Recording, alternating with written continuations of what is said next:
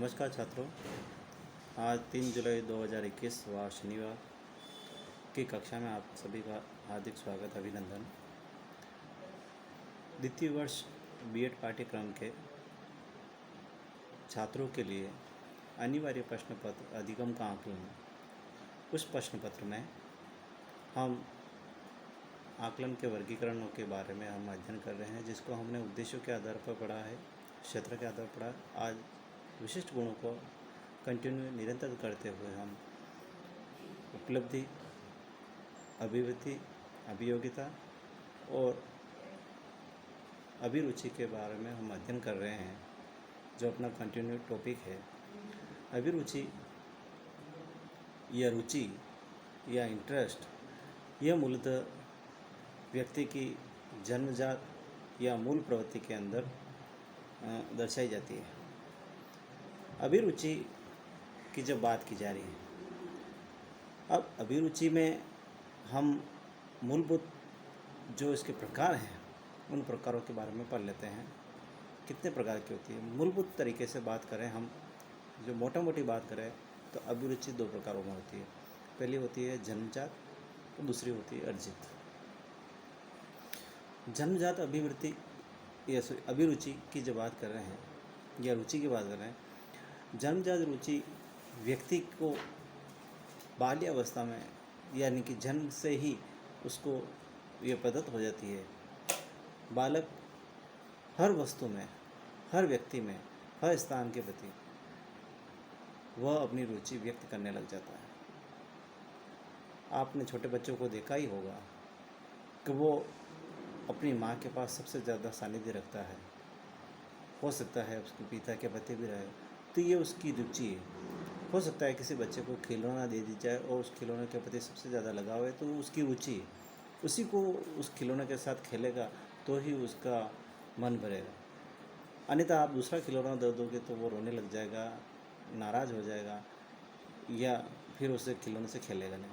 तो कुल मिला के बालक की जो रुचि की जो बात की जा रही है, आप उसको हठधर्मिता भी कह सकते हैं, लेकिन वो हठधर्मिता नहीं आएगी, उसकी रुचि आएगी।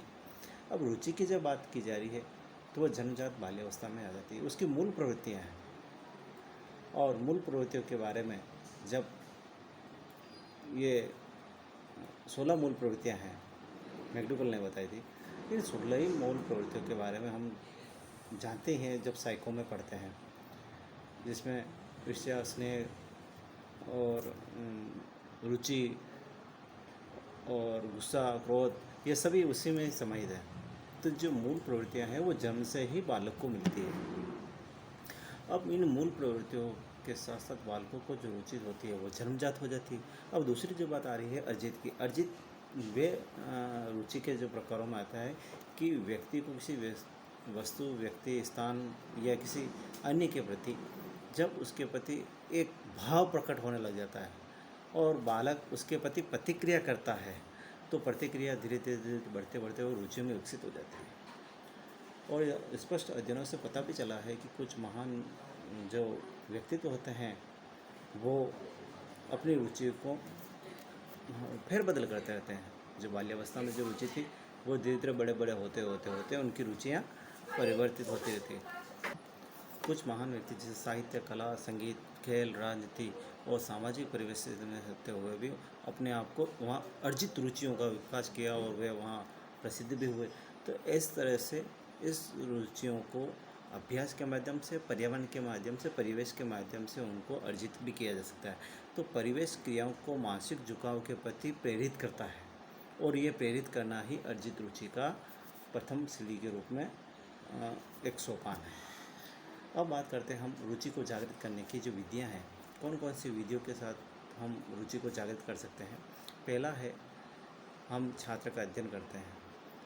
सबसे पहली बात है कि हम छात्र के अध्ययन के माध्यम से हम पता लगा सकते हैं कि बालक का रुझान किस तरह से है, वो क्या सीखना चाहता है, वो उसके छात्रों के जो या बालकों के छात्रों के स्वास्थ्य के प्रति उसकी मनोदशा, उनकी जो आवश्यकता है और जो भी ज़रूरतमंद की जो चीज़ें हैं उसके बारे में जानकर हम उनकी रुचियों को जगा सकते हैं। दूसरा जो कारण विधि है वो है उद्देश्य की स्पष्टता।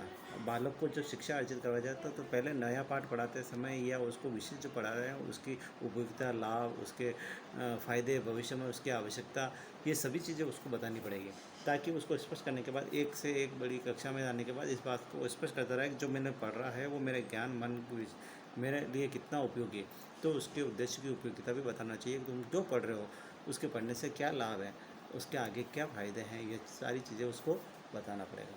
फिर तीसरा है रुचि का मापन। हम छात्रों को पढ़ाते हैं कक्षा के अंदर, रुचि का ये उसके विषय का ज्ञान देते हैं और उसके रुचि के अनुरूप हम पढ़ाने का प्रयास करते हैं। शिक्षक को जब उसकी रुचि के अकॉर्डिंग वो पढ़ा रहा है तो उसका धीरे धीरे वो मापन भी करने लग जाता है कि बालक सीख रहा है, कितना सीख रहा है। अगर उसमें सीखने में अगर सकारात्मक माहौल है तो ये पता चल जाता है कि बालक सीखने के लिए प्रेरित होगा। अगर सीखने के लिए कोई वो अरुचि दिखा या उसमें मन नहीं बना रहा है, चिड़चिड़ा हो रहा है, उसको पढ़ने से बच रहा है तो उसके प्रति अरुचि हो रही, तो शिक्षक को चाहिए कि बालकों के लिए रुचि को बढ़ाने के कौन कौन से कारक हैं उनके बारे में रिसर्च करें, शोध करें। फिर उपयुक्त विधि होनी चाहिए पढ़ाने के लिए, शिक्षण कराने के लिए एक सफल विधि होनी चाहिए ताकि वो शिक्षक छात्रों को जोड़े। उचित उदाहरणों के माध्यम, अच्छा उचित युक्तियों के माध्यम से, शिक्षण विधियों के माध्यम से, सहायक समय के माध्यम से बालकों को शिक्षा से जोड़े ताकि बालकों को पढ़ने के प्रति रुझान आए। अगला जो विधि है विषय की उपयोगिता। अब बालक को जो पढ़ाया जा रहा है उसको विषय वस्तु की उपयोगिता बतानी चाहिए ताकि उसको पता लगे कि मैं जो अध्ययन कर रहा हूँ वो मेरे लिए कितना उपयोगी है। और जिस तरह से रूसो ने कहा था करके सीखना या सीखने के बल अनुभव के द्वारा सीखना, ये सारी चीज़ें जो ये रूसो ने बताई, सॉरी, तो रूसो ने बताया कि बालकों को क्रिया के माध्यम से सीखना चाहिए, अधिगम के माध्यम से सीखना चाहिए, अनुभव के माध्यम से सीखना चाहिए ताकि बालकों को विषय वस्तु को सैद्धांतिक न बल्कि व्यावहारिक ढंग से सीखे। अगली जो विधि है उच्च आदर्श। अब बालकों को अध्यापक के ज्ञान के उच्च आदर्शों को भी साथ साथ जोड़ना चाहिए, क्योंकि बालक जो फॉलो करता है वो शिक्षक को फॉलो करता है और शिक्षक को जब फॉलो करता है तो शिक्षक को ये चाहिए कि बालक के प्रति व्यावसायिक न होकर एक व्यावहारिक टीचर का निर्माण करे, उसके प्रति एक संवेदनशील रवैया रखे ताकि वह बालक को मानव निर्माण की जो शिक्षा देना चाहता है वो दे पाए। साथ साथ उसके प्रति उच्च आदर्शों को मानव प्रेम, ज्ञान, भाईचारा, स्नेह, वसुधैव कुटुंब की भावना आदि इत्यादि भावनाओं का विकास करें।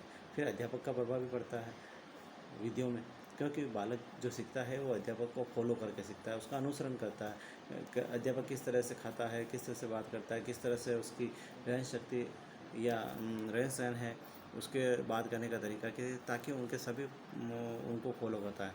तो जो बात इन विधियों के माध्यम से बालकों में एक शिक्षक इनको स्वाभाविक रूप से विकसित कर सकता है। अब रुचि को प्रभावित करने का कारक कौन कौन से? पहला कारक तो है कि परिवार के आर्थिक दशा, क्योंकि रुचि को हो सकता है कि रुचि को कहीं ना कहीं रोकने के लिए भी तो कोई न कुछ कारक जिम्मेदार होते हैं।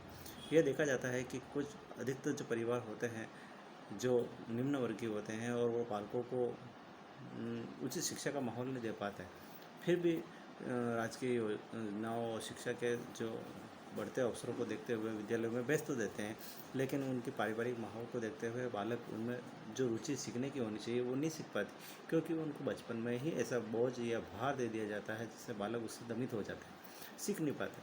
तो बालकों की जो रुचियाँ होती है वो बालिका से विकसित देते हैं, लेकिन फिर भी धीरे धीरे समय परिस्थिति के अनुसार उनकी रुचियों में परिवर्तन होता है, जो अर्जित रुचियों के अनुसार वो परिचित होती थी। और बालकों के लिए नवीन रुचियों को सीखना भी जितना कठिन नहीं होता, आसान नहीं होता है, लेकिन उसमें थोड़ा सा समय लगता है। फिर भी कुछ कारक जिम्मेदार है जो रुचियों को प्रभावित करते हैं, जैसे परिवार की आर्थिक स्थिति कमज़ोर होना, जो मैंने बताया था, परिवार के आर्थिक स्थिति कमज़ोर है, साधनों की सीखने की कमी है, वहाँ जो अभिभावक होते हैं वो उनकी आर्थिक स्थिति कमज़ोर होने के कारण वो विद्यालय को में उन बच्चों को भेज नहीं पाते सही समय पर। फिर दूसरी बात है अभिभावक का अनुचित व्यवहार। कुछ बालकों के प्रति जो अभिभावक होते हैं उनका व्यवहार सही नहीं होता है, जैसे बालकों को पढ़ने की रुचि नहीं होती। तीसरा जो होता है अवधान केंद्रित होना, अटेंशन की कमी या सावधान की कमी या सावधानी या अटेंशन या रुचि या जिज्ञासा की कमी, ये कुछ भी कह सकते हैं। अवधान यानी कि छात्रों को पढ़ने के प्रति जो एक अटेंशन होना चाहिए, लगाव होना चाहिए, उसकी कमी के कारण भी बालक उसको सीखने में कमी महसूस करते हैं। फिर बात आती है कमज़ोर स्वास्थ्य, मानसिक थकान। बालक कुपोषित होने के कारण मानसिक रूप से तो वो कमज़ोर होता ही है, लेकिन शारीरिक रूप से भी कमज़ोर हो जाता है। ऐसे बालकों को उम, रुचि का जो विकास होता है, वो रुचि का विकास तय समय पर नहीं हो पाता, जिसके कारण वो थके हुए रहते हैं, मानसिक रूप से बीमार रहते हैं या शारीरिक रूप से बीमार होते हैं, जो उनकी रुचि को कहीं न कहीं तरह से प्रभावित करता है। फिर विद्यालय का कठोर वातावरण जो प्रभावित करता है, ये बात भी सही है कि जब बालक को विद्यालय में पढ़ने जाता है, लेकिन वह भययुक्त और कठोर वातावरण के कारण बालक पढ़ नहीं पाते हैं। उनको हमेशा दबाव रहता है कि हमने थोड़ी सी गलती की नहीं, कि हमारे ऊपर ये दोषारोपण लग जाएगा, हमें ये पनिशमेंट मिलेगा, हमें ये सज़ा मिलेगी। तो इस तरीके से वातावरण से उनको एक तरह से भय रहता है, डर का माहौल रहता है। जबकि विद्यालय का वातावरण पूर्णतः अनुशासित होना चाहिए और अध्यापक का व्यवहार जो होता है वो सादगीपूर्ण सौम्यता के साथ होना चाहिए, ताकि शिक्षक छात्रों के साथ सबसे ज़्यादा लगा होता है बनस्पत विद्यालय के कठोर अनुशासन के।